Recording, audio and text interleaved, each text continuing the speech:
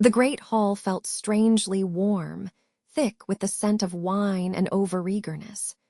A symposium, an evening gathering meant for intellectual exchange, but tonight it seemed only a vessel for unrestrained passion.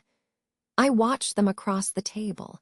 Distinguished minds, supposedly gathered to debate the sublime, beauty itself, the nature of justice, the very meaning of freedom. Yet, as my own thoughts pursued the lofty architecture of the soul, their attention would snag on something far more immediate, far more base. The conversation began with soaring pronouncements about perfect forms.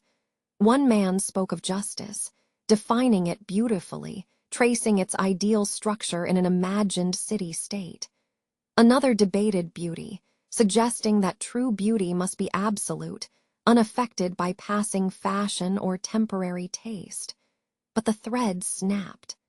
Suddenly, the discussion veered, losing its intellectual altitude. The argument about forms dissolved into a jealous whisper concerning a patron's recent favor.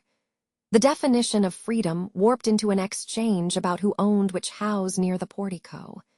They were skilled at passionate speaking, certainly, capable of weaving eloquent webs of words that seemed profound to their immediate ears. I saw it then, the profound chasm between true knowledge and practiced oratory. To speak beautifully is not the same as understanding truly. It requires little more than emotional investment, a willingness to adopt an outrage, to build a temporary scaffolding of grievance upon others' vulnerabilities. These are the minds that populate public life, these masters of the passing mood. They do not seek truth, they seek effect. Their greatest talent is persuasive flattery, dressing up immediate appetites, the desire for status, the need for recognition, the simple comfort of group agreement, in the robes of philosophy. My contemplation deepened, growing heavier with a sense of weary resignation. If men mistake mere persuasion for genuine wisdom, if they elevate rhetorical flair above rigorous logic, then where can true justice take root? Justice, I realized, is not merely an agreement shouted from the rooftops. It is a difficult structure, requiring careful definition and sustained intellectual labor. The Symposium was a microcosm of the city itself, a place where reasoned debate should flourish, where careful thought might temper impulsive passion. Yet, what did I observe instead? I saw minds drawn into eddies of superficial concern. They argued not for the betterment of their souls or their polis, but for the satisfaction of the moment. They are easily swayed by narrative. A dramatic tale concerning a supposed slight against their lineage holds more sway than the patient explanation of Platonic ideals. The appeal to emotion bypasses the careful logic gates of the mind entirely. It is far easier to agree passionately with an accusation than it is to grapple with the ambiguity and complexity of perfect good. This realization settled over me like a cloak woven from disillusionment. I had spent years studying texts, wrestling with dialogues designed to scrape away the surface varnish of accepted belief.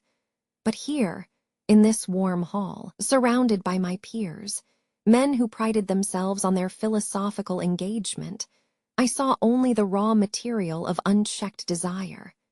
The wine flowed, and with it, the guardrails around reason seemed to dissolve for them. The debates descended from Plato's cave into the muddy street. They argued not about shadows in a distant fire, but about who was best suited to retrieve today's supper.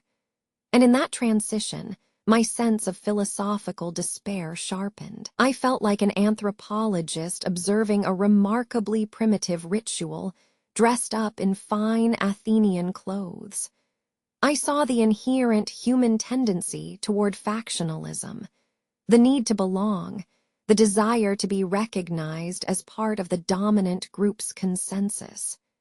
This compulsion is not guided by logos, but by appetite.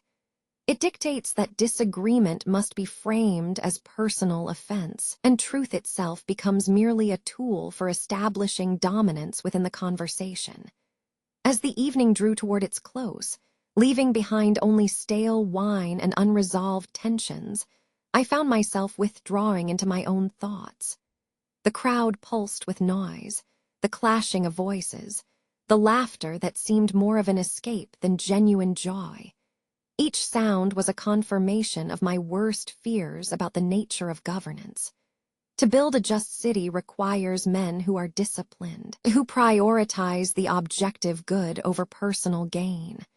But these people, the very citizens who hold the reins of power, seem fundamentally geared toward self-maintenance and momentary satisfaction. Their education, their public life, seems designed not to cultivate contemplative reason, but merely to amplify rhetorical capability. The gap between what man ought to know, the unchanging forms, and what man prefers to argue about in the agora is a devastating chasm. And this preference, this charming inability to resist the immediate appeal of gossip or partisan fervor, is the fatal weakness that Plato sees at the heart of unguided democratic rule. It suggests that governance cannot be simply delegated to the most charismatic or the most loud. It must be reserved for those who have endured the difficult ascent from the cave, those whose lives have been structured not by popular demand, but by relentless pursuit of pure understanding. The crowd desires spectacle. Wisdom demands silence and disciplined thought. And in this essential conflict lies the root of my deepest distrust. The dust motes danced in the afternoon light filtering through the library window, illuminating rows of scrolls and scattered parchment. Plato had retreated into this private chamber, seeking refuge from the ceaseless clamor of the city beyond his walls.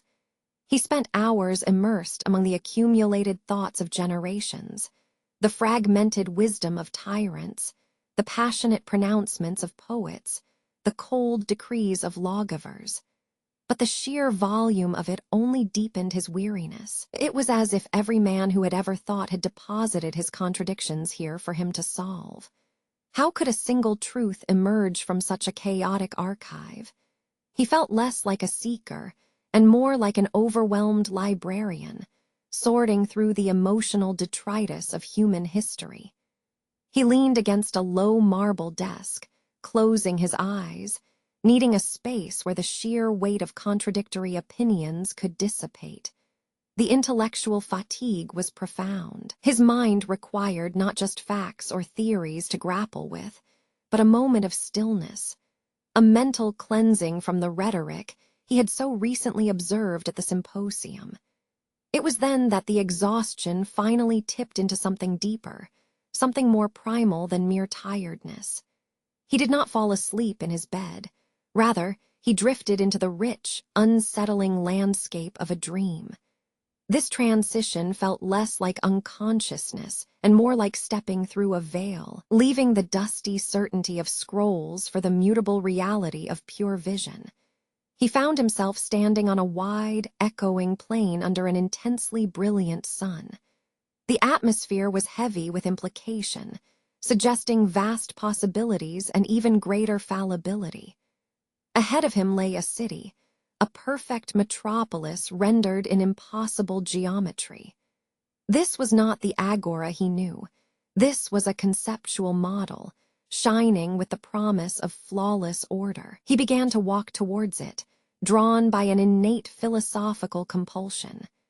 As he approached, the city unfolded piece by piece before his eyes. Its architecture seemed to change depending on which virtue he focused upon.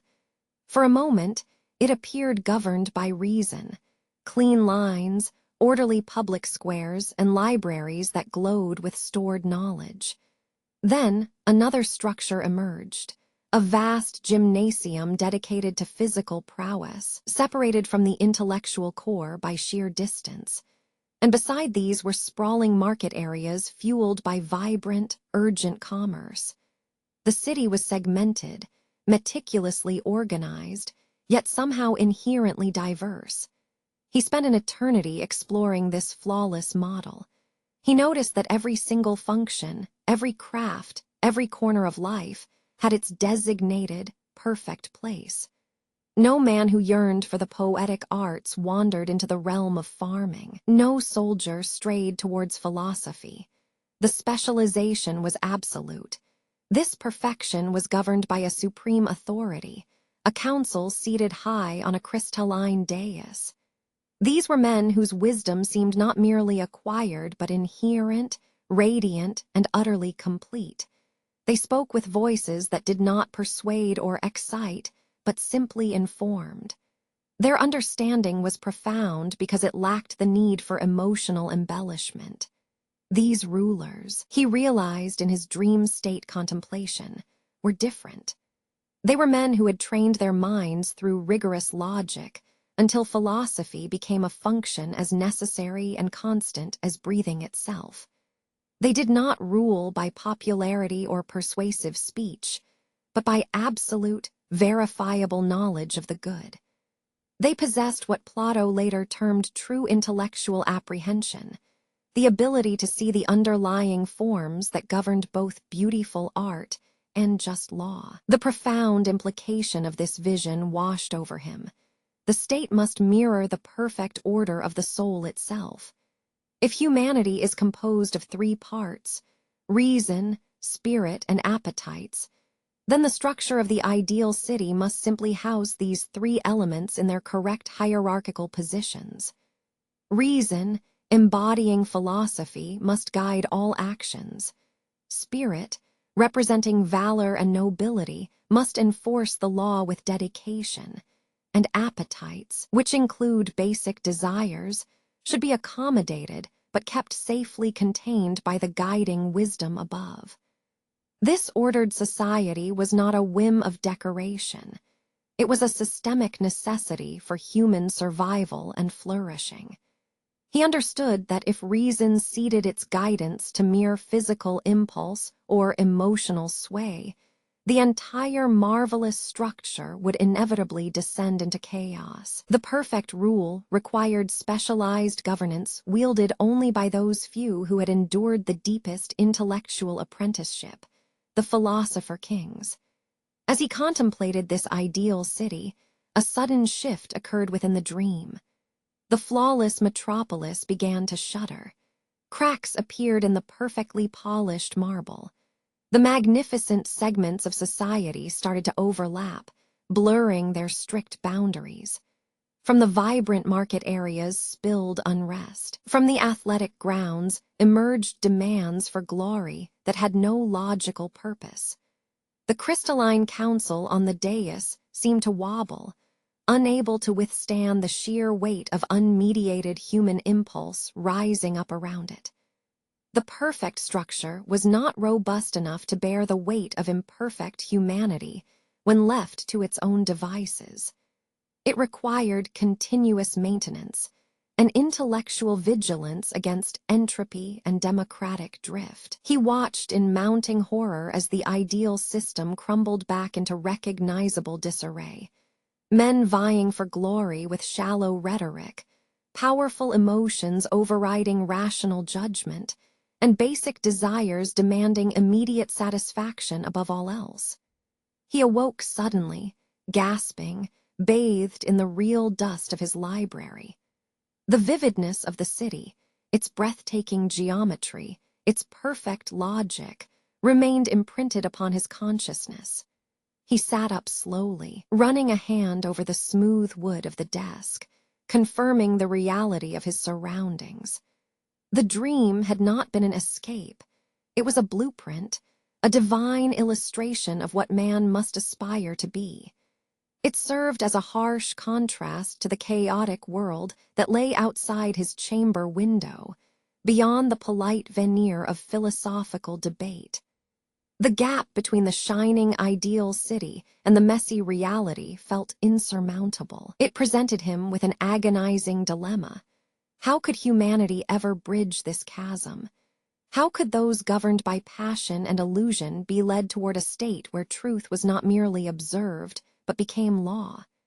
He realized that his philosophy was not simply an academic exercise. It was a political manifesto, demanding systemic change. The burden of knowledge was immense because the consequence of ignorance was no longer just intellectual failure, but societal collapse. The philosopher's role, he concluded with a deep, heavy sigh, was terrifyingly unique. To see the ideal structure and then bear witness, heartbrokenly, to its current imperfection. It was a solitary burden, one that separated the thoughtful few from the passionate many, forever challenging the foundational assumptions of citizenship itself. The dialogue found him restless. He had spent days lost in the echoes of the Symposium and the fragile perfection of his dream city. But mere vision, however profound, could not settle the unease that haunted his waking hours. Across from him sat Damon, a student whose gaze held a cynical glint, suggesting he viewed knowledge less as a quest and more as a commodity to be traded. He had presented his argument with casual ease, speaking not of abstract ideals, but of what was immediate, what felt true in the heat of the moment. The discussion turned inevitably toward the nature of truth itself.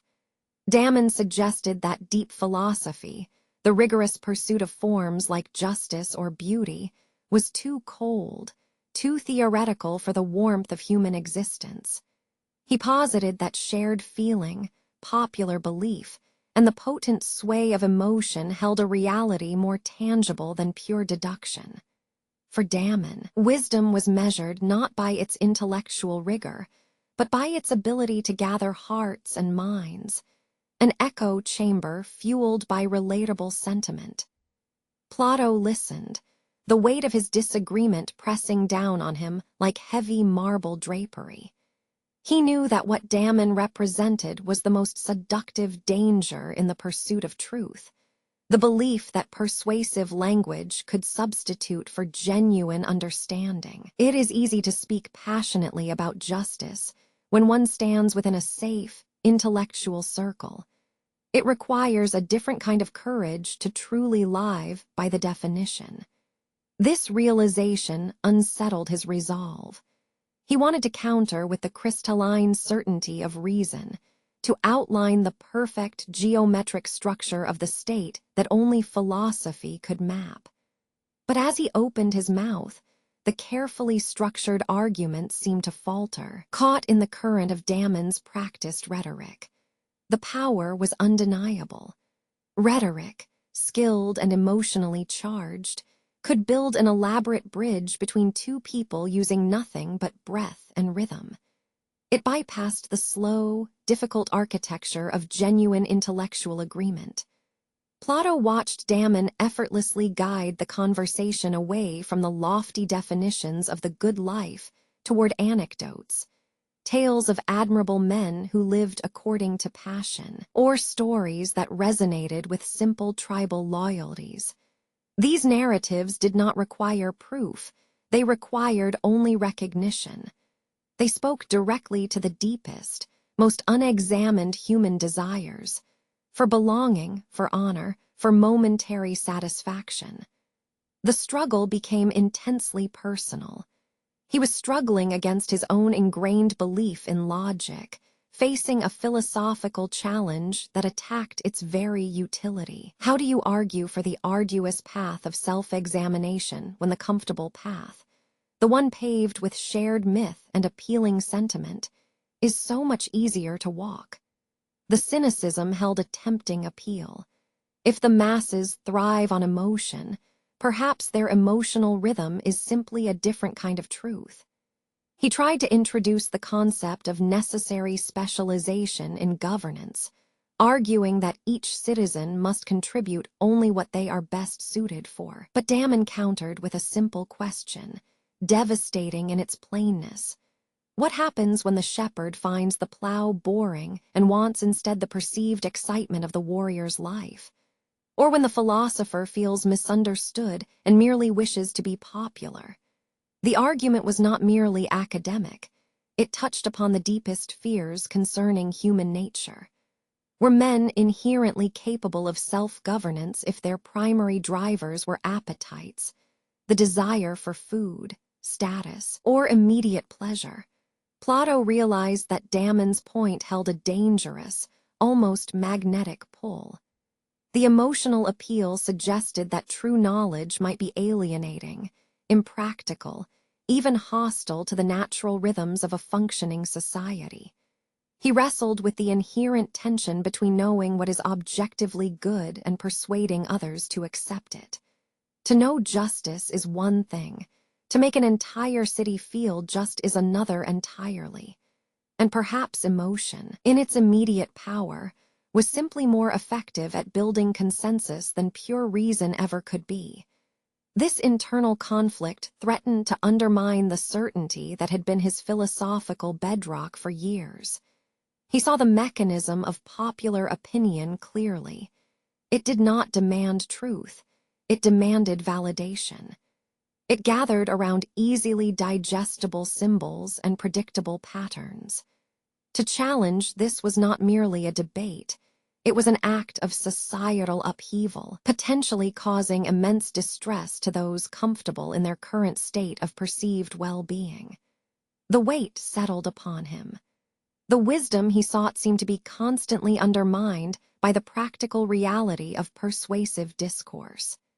He questioned whether the philosopher's ideal state could even begin to function without constant, draining intellectual warfare against the very currents of human feeling and belief that so easily swayed men toward disorder. The silence within the chamber was a heavy thing, weighted not by the absence of sound, but by the overwhelming presence of thought.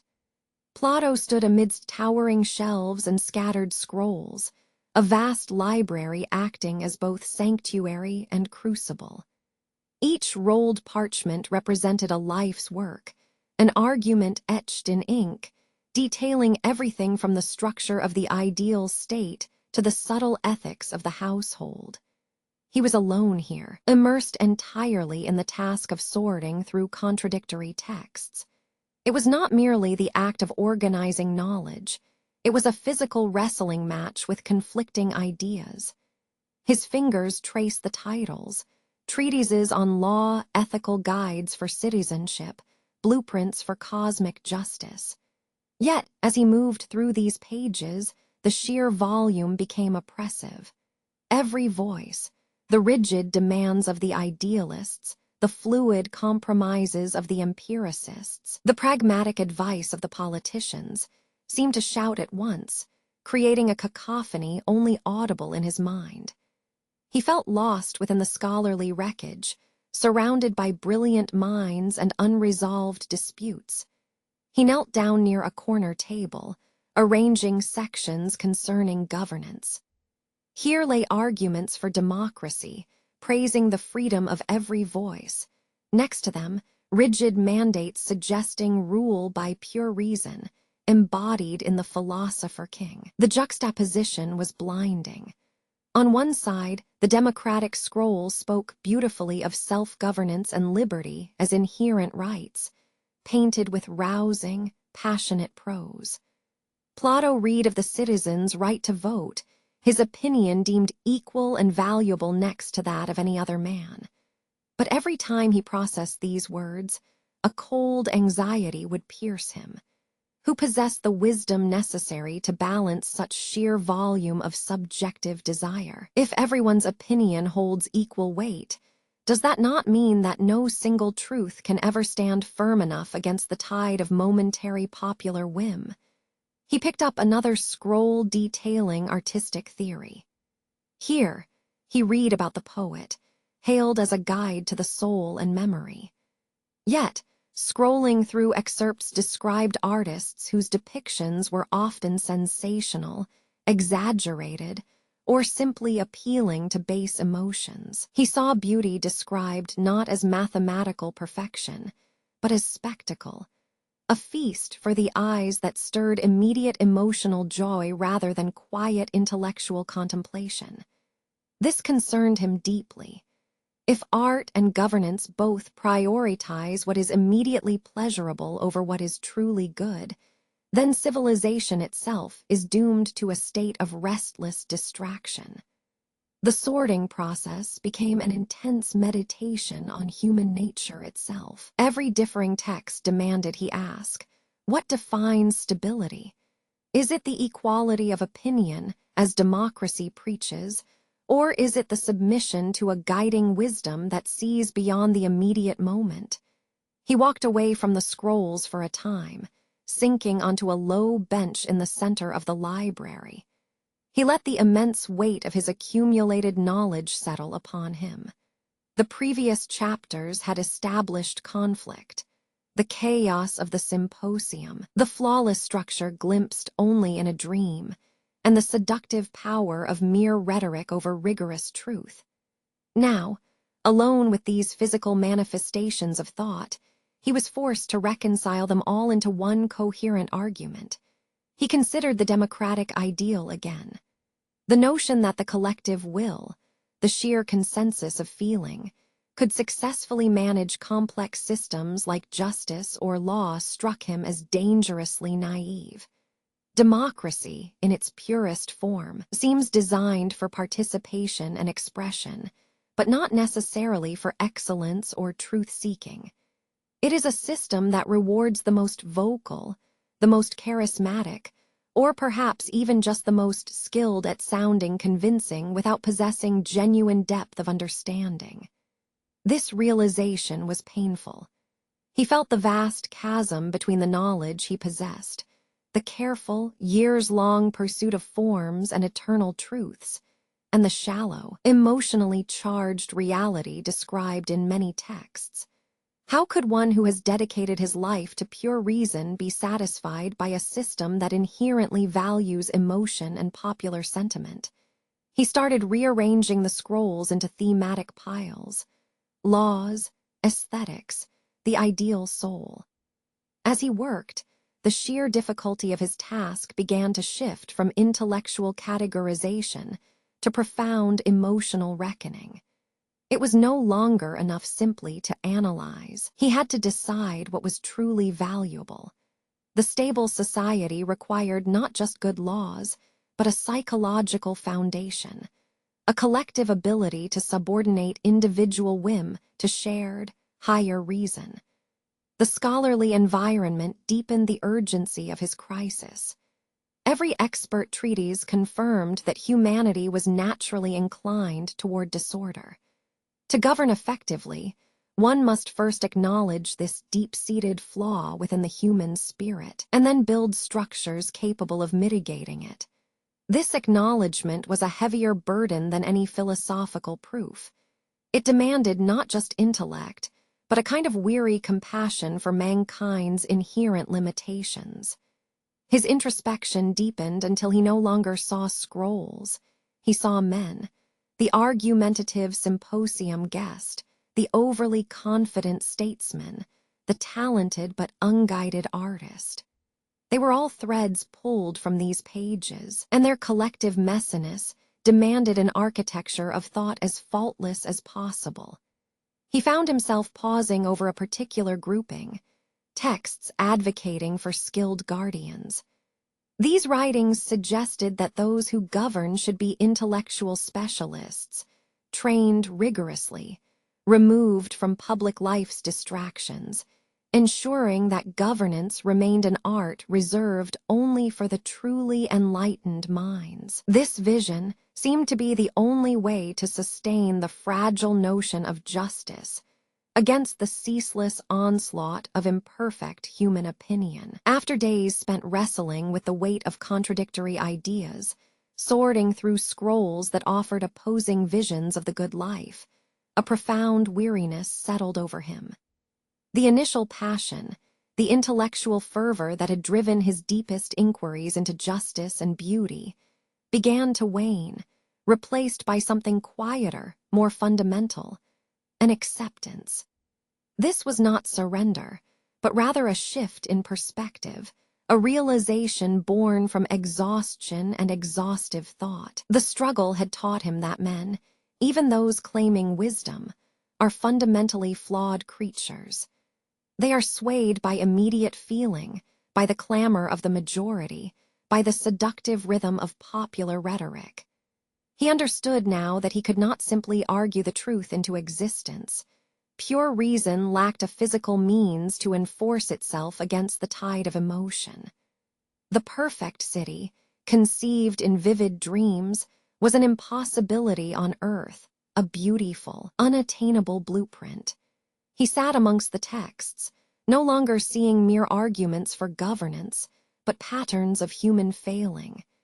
He observed how every system, whether guided by kings or debated in assemblies, inevitably bowed to appetites, the desire for luxury, the craving for recognition, the comfort of familiar disagreement. The pursuit of abstract perfection was inherently at odds with the messy reality of flesh and spirit. This contemplation brought him to a quiet understanding. The goal could no longer be absolute structural perfectibility, but rather the cultivation of disciplined guidance. If true stability required an impossible adherence to pure reason, then perhaps stability lay in guiding men toward that ideal, even if they never fully reached it. The sheer magnitude of human imperfection was overwhelming. To demand perfection from fallible beings felt less like philosophy and more like cruelty. A different approach, he began to consider, was needed, one that acknowledged the persistent pull of disorder while still maintaining a critical core of wisdom. He must shift his focus from predicting the perfect state to articulating the necessity of mindful self-governance. This realization carried a heavy weight. It meant accepting limitations. It meant tempering the radical visions of the ideal society with a sober understanding of human frailty. The philosopher's burden, he realized, was not just to dream the best city, but to teach its inhabitants how to govern their own souls in preparation for that city.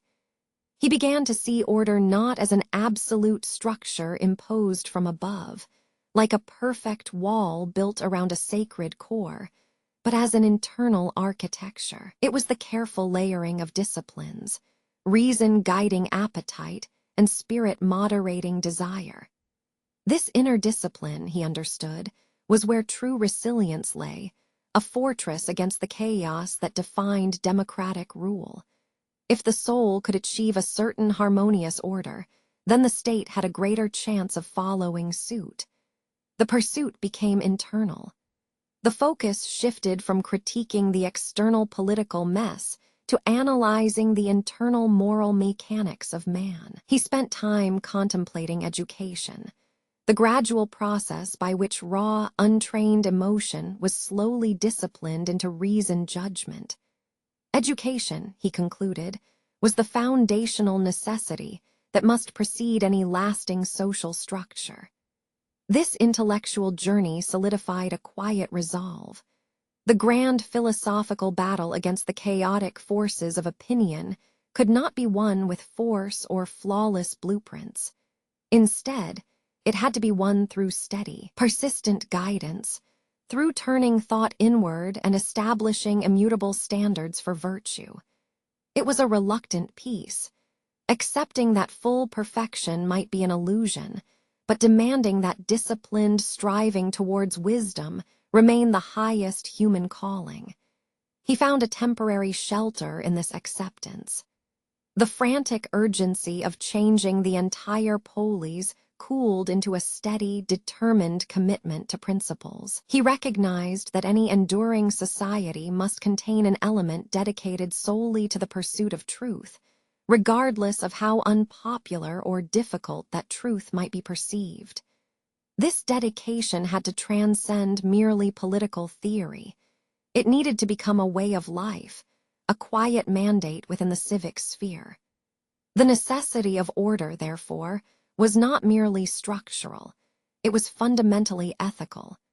A disorderly soul creates an unruly city. To govern properly meant first governing oneself with rigorous self-control and adherence to reason's guidance, treating every individual life as a miniature reflection of the state itself.